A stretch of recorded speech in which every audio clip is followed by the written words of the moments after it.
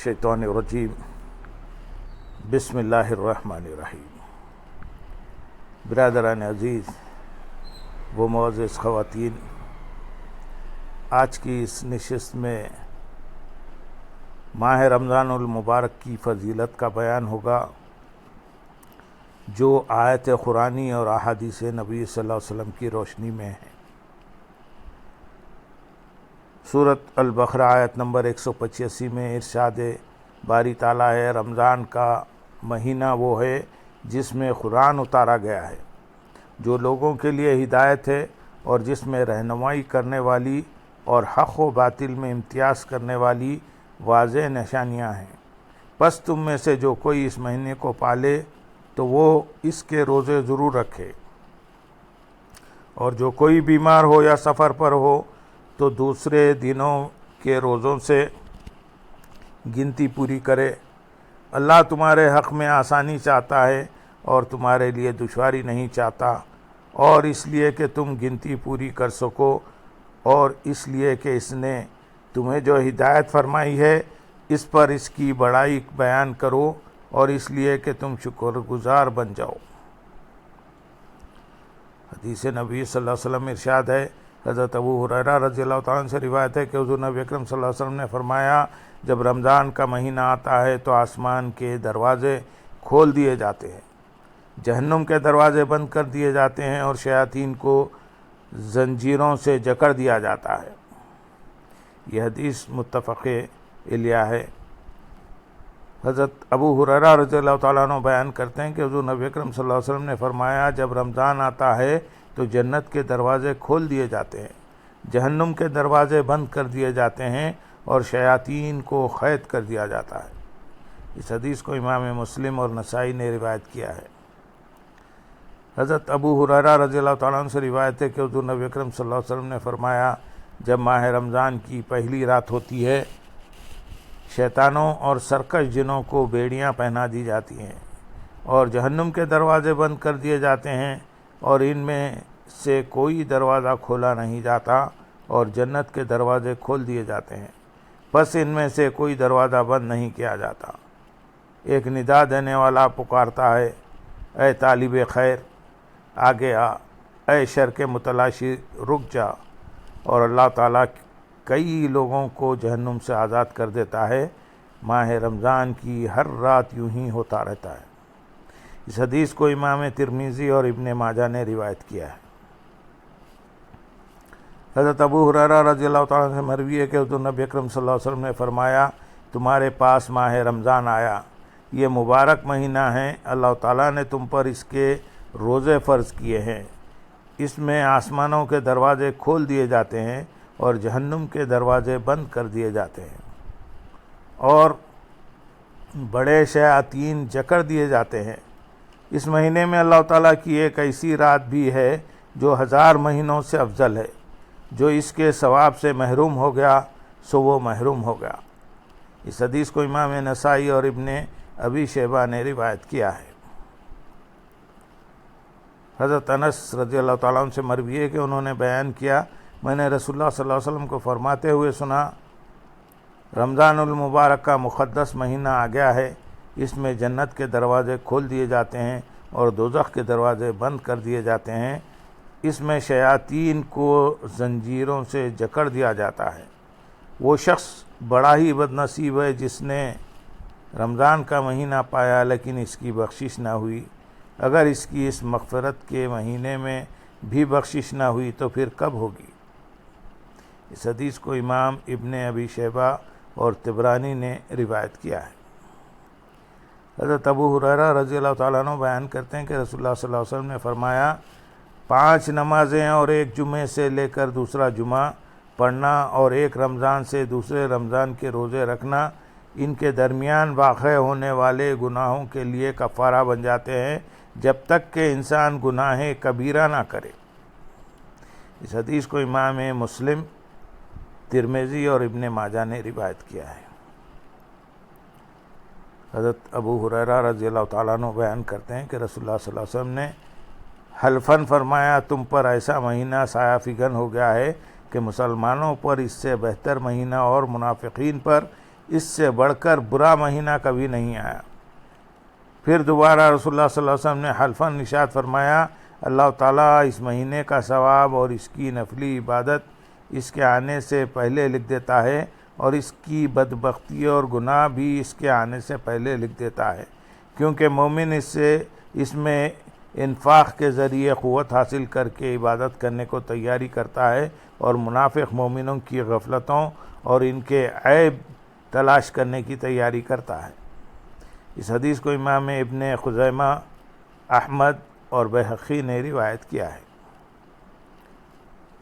حضرت کعب بن عجرہ رضی اللہ تعالیٰ عنہ بیان کرتے ہیں کہ رسول اللہ صلی اللہ علیہ وسلم نے فرمایا، ممبر کے پاس آ جاؤ۔ ہم آگے، جب ایک درجہ چڑھے تو فرمایا آمین، جب دوسرا چڑھے تو فرمایا آمین، اور جب تیسرا چڑھے تو فرمایا آمین۔ جب اترے تو ہم نے عرض کیا، یا رسول اللہ صلی اللہ علیہ وسلم، ہم نے آج آپ سے ایک ایسی چیز سنی ہے جو پہلے نہیں سنا کرتے تھے۔ آپ صلی اللہ علیہ وسلم نے فرمایا، جبریل علیہ السلام میرے پاس آئے اور کہا، جسے رمضان ملا لیکن اسے بخشا نہ گیا وہ بدقسمت ہو گیا۔ میں نے کہا آمین۔ جب میں دوسرے درجے پر چڑھا تو انہوں نے کہا، جس کے سامنے آپ کا نام لیا گیا اور اس نے درود نہ بھیجا وہ بھی بدقسمت ہو گیا۔ میں نے کہا آمین۔ جب میں تیسرے درجے پر چڑھا تو انہوں نے کہا، جس شخص کی زندگی میں اس کے ماں باپ دونوں یا ان میں سے ایک بوڑھا ہو گیا اور انہوں نے اسے خدمت و اطاعت کے بعد جنت میں داخل نہ کیا وہ بھی بدقسمت ہو گیا۔ میں نے کہا آمین۔ اس حدیث کو امام حاکم، ابن حبان، ابن خزیمہ، بہقی اور ابن ابی شیبہ نے روایت کیا ہے۔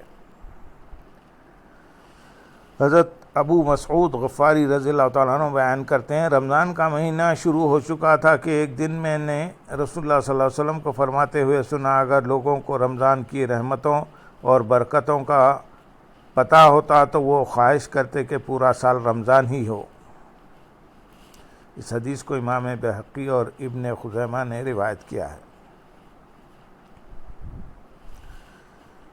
حضرت سلمان رضی اللہ تعالیٰ عنہ بیان کرتے ہیں کہ رسول اللہ صلی اللہ علیہ وسلم نے شعبان کے آخری دن ہمیں خطاب کیا اور فرمایا، اے لوگو، تم پر ایک عظیم الشان بابرکت مہینہ سایہ فگن ہو گیا ہے۔ اس میں ایک ایسی رات ہے جو 1000 مہینے سے بہتر ہے۔ اللہ تعالیٰ نے اس کے روزوں کو فرض کیا ہے اور راتوں کے قیام کو نفل۔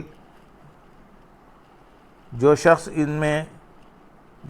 اس میں قرب الہی کی نیت سے کوئی نیکی کرتا ہے، اسے دیگر مہینوں میں ایک فرض ادا کرنے کے برابر سمجھا جاتا ہے، اور جو شخص اس میں ایک فرض ادا کرتا ہے گویا اس نے باقی مہینوں میں 70 فرائض ادا کیے۔ یہ صبر کا مہینہ اور صبر کا ثواب جنت ہی ہے۔ یہ غمخواری کا مہینہ ہے۔ اس مہینے میں مومن کا رزق بڑھا دیا جاتا ہے۔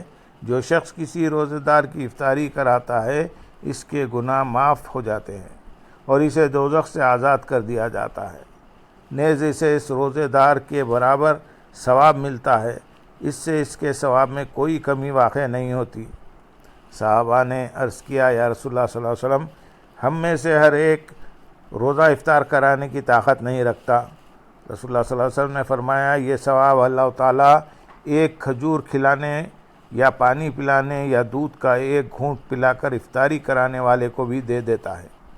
اس مہینے کا ابتدائی حصہ رحمت ہے، درمیانی حصہ مغفرت ہے اور آخری حصہ دوزخ سے آزادی ہے۔